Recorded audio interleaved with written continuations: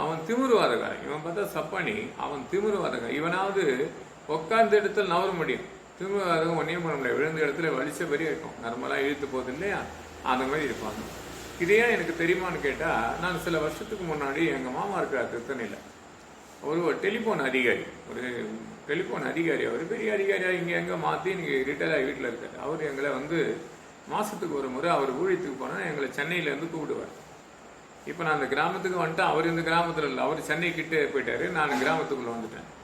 அப்போ அவர் கூடும்போது நான் அந்த பக்கம் போனேன். தென்னிந்திய திருசபையினுடைய அதாவது இப்போ 3வது ஆள் இருக்காங்க. நான் அவரை பார்த்த காலத்தில் ஒரு ஐயா, அவர் ஆந்திரா கிட்ட நெருக்கத்தில் தான் அவர் ஊர். அந்த ஊருக்கிட்ட நாங்கள் நடந்து பயணித்துக்குமே எங்கள் மாமா கட்டுற இதுதான்ப்பா அவர், அந்த ஐயா பேர் மறந்துட்டு நான், அரக்கோண்டெலாம் அவர் பயங்கரமாக இருக்கும் அவர் பேர். அப்போ அவர் ஊருக்கிட்ட போகும்போது ஒரு திமிராதகாரன் ஒரு கட்டிலில் படுக்க வச்சுருக்காங்க. அப்போ அவர் சொன்ன ஜெபம் பண்ணுங்க அப்படின்னு சொன்னார்.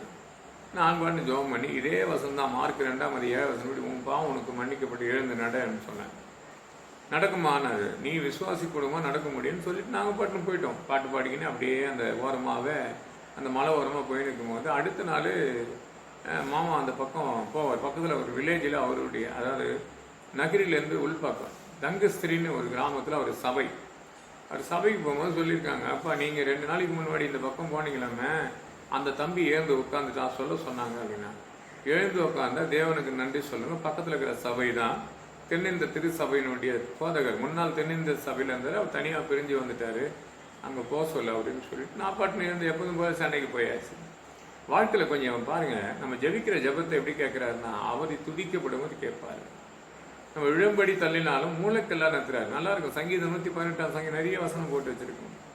அப்போ அந்த வசனத்தில் பார்க்கும்போது, அப்போ வீடு கட்டுறவன்னு ஆகாதுன்னு தள்ளப்பட்ட ஒரு மூளைக்கல், அந்த கல்லை மூளைக்கல்லாக ஒவ்வொரு டர்னுக்கும் அந்த ஒடிஞ்ச கல்லை தான் வைக்க முடியுமே தவிர நேராக வைக்கிறதுக்கு சான்ஸே கிடையாது. அப்போது நம்மளை எப்படி ஒடிக்கப்பட்ட இந்த இதயத்தை தேவன் அழகாக இணைக்கப்படுத்தி சிங்காசனத்தில் உட்காந்துருக்கிறான். ஆனால் நமக்கு என்ன இதயத்தில் ஓடும் தெரியுமா, ஒவ்வொரு தோல்விக்கும் கடவுள் மேலே ஒரு குறை சொல்லின்னு இருக்கும். இதில் நான் தள்ளப்பட்டேன், நான் எவ்வளோலாம் கடவுள்கிட்ட இருந்தேன், எப்படி ஆகிப்போச்சேன் இதில் நான். ஆனால் தேவன் போதும் என்ற மனதோடு இருக்கணும். 1 தீமோத்தேயு 6:6 சொல்லப்படுது. போதுன்ற மனதோடு நம்ம இருக்கிறோமா? இல்லை, விழும்படி தான் பார்க்குறீங்க. இப்போ கர்த்தர் பார்த்தா நமக்கு செய்கிற நன்மைகள் ஏராளமாக்கும். அந்த ஏராளத்துக்கு மேலே இன்னும் தாராளமாக நீ இறங்கி என்ன பண்ணுற, பிஸ்னஸில் உன் பணத்தை வாரி வாரி கடவுள்கிட்ட கேட்காமல் மேலும் மேலும் அப்படி ஒரு சூழ்நிலையை ஏற்படுத்தி கொண்டு நிமித்தமாக தான் பல தோல்விப்பட்டு கிடக்குறீங்க, நீங்கள் பல பிரச்சனையோடு கிடக்குறீங்க. அத்தனை பேரும் தேவனுக்கு முன்பாக முழங்காலிட்டு சொல்லுங்க, ஆண்டவரே இது கர்த்தர் உண்டு பண்ண நாட்கள் என்று சொன்னீரப்பா. சங்கீத புத்தகம் 118:27 படி, நீ உண்டு பண்ண நாட்களில் துதிக்க மறந்தோம், நீ உண்டு பண்ண நாட்களில் ஜெபிக்க மறந்தோம், நாங்கள் உண்டு பண்ண நாட்களில் நல்லா சோத்திரம் பண்ணத்தை மறந்தோம், எங்கள் குடும்ப ஜபத்தெல்லாம் நான் உண்டு பண்ண நாட்களில் விட்டுட்டேன். இன்னைக்கு நீ சொன்ன வசனத்தின்படி சங்கீதம் 118:27 படி, இது கர்த்தர் உண்டு பண்ண நாள், கை கூர்ந்து மகிழ்ந்திருங்க என்று சொல்லுகிறே, நான் மகிழ்ந்திருக்கு, நீ உதவி செய்ய என்று சொல்லி பாருங்க. இது நீ உண்டு பண்ண நாட்கள் ஆண்டவரே, நான் மகிழ்ந்து களி கூற எனக்கு உதவி செய்யும், நான் செய்ய போற காரியம்லாம் நீ வாய்க்க செய்யும், நான் எதெல்லாம் கை வைக்கிறனோ அதெல்லாம் அற்புதமாக தீமையானதல்ல நன்மைக்கானது நீ கை நீட்டும் போது அது உன் கரத்தோடு அவர் கரந்து தொட்டு அதை ஆசீர்வதித்து உங்களை பெருக செய்வார். நல்லா ஒன்று செய்யுங்க. வேதத்தில் நிறைய விஷயங்கள் இருக்குதுங்க. இந்த சங்கீதம் 27ஆம் சங்கீதத்தை நிறைய நீங்கள் படிச்சீங்கனாலுமே மனசில் இருக்கிற குழப்பம்லாம் தீங்கிடும். ஏன்னா அந்த அளவுக்கு இந்த உலகம் நம்மளை தள்ளி வச்சிருக்கோம். ஆனால் நம்ம என்ன நினச்சிருக்கிறோம், உலகத்தில் நம்ம தான் பெரியவங்க, நம்மக்கிட்ட பணம் இருக்குது, புகழ் இருக்குது, எல்லாம் இருக்குது, நம்மள என்ன பண்ணுவாங்க, அப்படி கிடையாதுங்க. வேதத்தை ரொம்ப அறியணும், நல்லா தெரிஞ்சுக்கணும். ஒரு வசனம் படிக்கிற பாருங்க, சங்கீதம் 37ஆம் சங்கீதத்திலேயே படிக்கிற பாரு, நல்லா இருக்கும் அந்த வசனம், கேட்கவும் நல்லா இருக்கும்.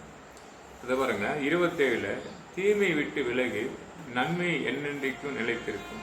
நீ தீமையை விட்டு விலகினால்தான் நல்லா இருக்கும். 27ஆம் வசனம் 37:27 தீமையை விட்டு விலகினால் நன்மை செய், அது என்னென்றைக்கும் நிலைத்திருக்கும் இல்லையா? அப்போ தீமையை விட்டு நம்ம விலகிறது கிடையாதுங்க. 24 படி விழுந்தா தள்ளுண்டு போவதும் இல்லை. அதான் கடவுள் செய்யறாரு.